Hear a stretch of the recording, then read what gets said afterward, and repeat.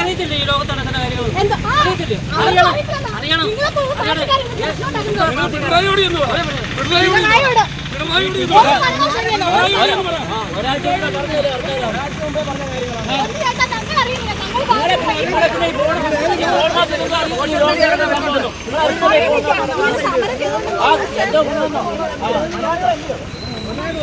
അവരിപ്പോ പറഞ്ഞ കേട്ടില്ലേ? നിങ്ങൾ കണ്ടില്ലേ? ന്യൂസ് കണ്ടില്ലേ? നിങ്ങൾ അത് കണ്ടില്ലേ? ഇത് കണ്ടില്ല? നമ്മൾ കണ്ടു, സമ്മതിച്ചു. അറ്റ്ലീസ്റ്റ് ഒരു മര്യാദ ഇല്ലേ?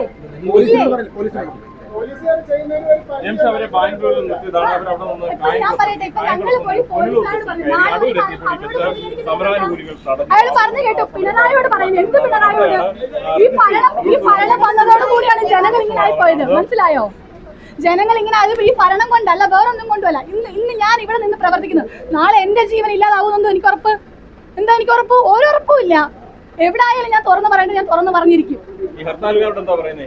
ഹർത്താലുകാരോട് നമുക്ക് പ്രത്യേകിച്ച് ഒന്നും പറയാം, അവര് ചെയ്യട്ടെ. നാളെ ഒരു കാലത്ത് നമുക്ക് എന്തുണ്ടായി? ന്യൂസ് പ്രത്യേകം പറഞ്ഞിട്ടുണ്ട്, യാത്രക്കാർക്ക് തടസ്സം ഉണ്ടാക്കരുതെന്ന്. KSRTC ബസ് വിടണമെന്നാ പറഞ്ഞത്. എന്തുകൊണ്ട് അവർ വിട്ടില്ല?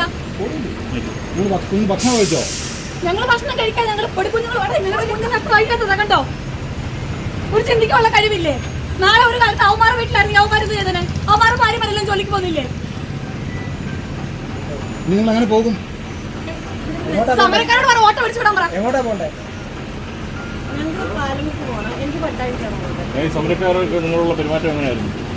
ഞങ്ങൾ ഇങ്ങോട്ട് വന്നപ്പോ തടഞ്ഞു നിർത്തിയപ്പോ എന്തോ ഡ്രൈവർ പറഞ്ഞപ്പോ പറഞ്ഞു വിട്ടു.